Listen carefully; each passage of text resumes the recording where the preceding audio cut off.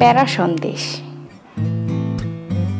গরু দুধ দিয়ে খুব সহজেই বাসায় আপনারা বানিয়ে ফেলতে পারেন প্যারা সন্দেশ। অসম্ভব মজার একটি রেসিপি। সুপ্রিয় দর্শক শ্রোতা, আসসালামু আলাইকুম। মামির হাতে রান্না চ্যানেলে আপনাদের স্বাগতম। মাত্র 1.5 কাপ গরু দুধ দিয়ে আপনারা প্রায় হাফ কেজির মতো প্যারা সন্দেশ বানাতে পারবেন খুব সহজভাবে। তো আজকের রেসিপিটি আপনারা সবাই মনোযোগ দিয়ে দেখবেন। একবার দেখলেই ইনশাল্লাহ আপনারা বাসায় এটা বানাতে পারবেন। খেতে অসাধারণ, খুবই মজাদার। তো ভিডিওটা যদি ভালো লেগে থাকে অবশ্যই আমার চ্যানেলটাকে সাবস্ক্রাইব করবেন এবং লাইক কমেন্ট শেয়ার করবেন। তো চলুন শুরু করা যাক। একটি ফ্রাই প্যান নিয়েছি। ফ্রাই প্যানের মধ্যে আমি দিয়ে দিচ্ছি হাফ কাপ পরিমাণ পানি, আর অ্যাড করছি হাফ কাপ পরিমাণ চিনি। হাফ কাপের থেকে একটু কম আছে, আপনারা চাইলে পুরোপুরি হাফ কাপও ব্যবহার করতে পারেন। তো চিনিটা দিয়ে পানিটা খুব ভালো করে নেড়ে চেড়ে মিশিয়ে কিছুক্ষণ জাল করে নিচ্ছি। তো খেয়াল রাখতে হবে চিনিটা যেন একটু আঠালো হয়ে আসে। তো বারবার আমি চেক করে দেখছি, অতটা চটচটে করতে হবে না, হালকা একটু চটচটে বা আঠালো হয়ে এলেই এটার মধ্যে দিয়ে দেব আমি প্রথমে 1 কাপ পরিমাণ গরু দুধ। যে কোনো ব্র্যান্ডের গরু দুধ আপনারা ব্যবহার করতে পারেন। তো এই পর্যায়ে চুলার আঁচটা একদম কমিয়ে তারপর আমাদেরকে গরু দুধটা অনবরত নাড়তে হবে। তো এখন আমি বাকি হাফ কাপ দিয়ে দিচ্ছি, মোট 1.5 কাপ পরিমাণ। তো গরু দুধটা দিয়ে খুব ভালো করে নেড়েচেড়ে একটু মিশিয়ে নিতে হবে। তো এই পর্যায়ে আমি অ্যাড করছি 1 টেবিল চামচ পরিমাণ ঘি। আপনারা ঘি অথবা বাটার ব্যবহার করতে পারেন, কিন্তু কোনোভাবেই সয়াবিন তেল ব্যবহার করা যাবে না, এতে করে বাজে একটা গন্ধ আসবে আর খাওয়া যাবে না। আর ঘিটা দিলে খুব সুন্দর একটা স্মেল আসে, খেতেও অসাধারণ লাগে। তো ঘিটা দিয়ে নেড়েচেড়ে বেশ কিছুক্ষণ আমি একটু জাল করেছি। মনে রাখবেন চুলার আঁচটা কিন্তু একদম লো ফ্লেমে, মানে একদম কমিয়ে তারপর আমাদের রান্নাটা করতে হবে। তো কিছুক্ষণ নাড়ার পরে এটা বেশ আঠালো হয়ে এসছে। প্যানের গা থেকে দুধটা ছেড়ে দিচ্ছে, বুঝতে হবে যে আমাদের দুধটা হয়ে গেছে।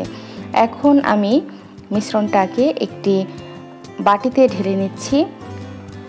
একটা ঢাকনাযুক্ত বাটি নিতে হবে, যে বাটিতে কোনো রকম বাতাস ঢুকতে পারবে না, কারণ বেশিক্ষণ খোলা রাখলে ডোটা শক্ত হয়ে যাবে, তারপর আর সন্দেশটা বানানো যাবে না। তো আমি ঢাকনা দিয়ে এটাকে ঢেকে দিচ্ছি, এতে করে কোনো রকম বাতাস ঢুকবে না। তো হাতের মধ্যে আমি অল্প কিছুটা মিশ্রণ নিয়েছি। একটু গরম থাকা অবস্থায় প্যারা সন্দেশগুলো বানিয়ে ফেলতে হবে।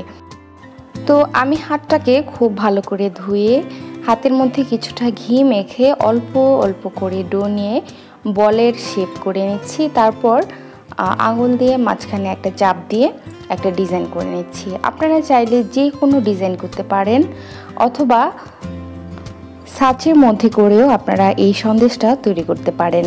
কুকারেজের দোকানে গিয়ে বললে আপনারা পিঠা বানানোর ছাঁচ পেয়ে যাবেন, আর সেই ছাঁচের মধ্যে বসিয়েও সন্দেশগুলি তৈরি করতে পারেন। তবে যাদের হাতের কাছে ছাঁচ নেই তারা এভাবেই নর্মাল বা সাধারণ ডিজাইন করেই প্যারা সন্দেশগুলো তৈরি করতে পারেন। তবে প্যারা সন্দেশ কিন্তু সাধারণত এরকমই হয়, আর ছাঁচের মধ্যে দিলেও সন্দেশ হবে, কিন্তু সেটা একটা ডিজাইন সন্দেশ হয়ে যাবে। তো যাই হোক দর্শক শ্রোতা, আপনারা আপনাদের পছন্দ অনুযায়ী ঠিক এভাবে করেই সন্দেশগুলো বানিয়ে নেবেন। আর অবশ্যই বারবার ঢাকনাটা দিয়ে ডোটাকে ঢেকে রাখবেন, তা না হলে কিন্তু খুব দ্রুতই টেনে শক্ত হয়ে যাবে, তারপর আর সন্দেশগুলো তৈরি করতে পারবেন না। তো দেখতেই তো পেলেন দর্শক শ্রোতা, কত সহজে খুব অল্প সময়ের মধ্যে আমি সবগুলো মিষ্টি বানিয়ে ফেলেছি। তো আপনারা চাইলে বাসায় যদি গরু দুধ থাকে শুধুমাত্র 1 কাপ গরু দুধ দিয়ে এভাবে সন্দেশ বানিয়ে খেতে পারেন। অসম্ভব মজার একটি মিষ্টি হচ্ছে এই প্যারা সন্দেশ। তো দর্শক শ্রোতা, আজকে আমি খুব অল্প সময়ে খুব সহজভাবে আপনাদেরকে এই প্যারা সন্দেশের রেসিপিটা শেয়ার করলাম। যদি আপনাদের কাছে আমার আজকের এই ভিডিওটা ভালো লেগে থাকে, আমার চ্যানেলটাকে অবশ্যই সাবস্ক্রাইব করবেন, লাইক কমেন্ট শেয়ার করবেন, আর পাশে থাকা বেল আইকনটি দিয়ে রাখবেন। তো দর্শক শ্রোতা, দেখিয়ে তো দিলাম কত সহজেই বানানো যায় প্যারা সন্দেশ। আর আমি সবসময় সহজভাবে সহজ রেসিপিটি আপনাদের সামনে তুলে ধরার চেষ্টা করি।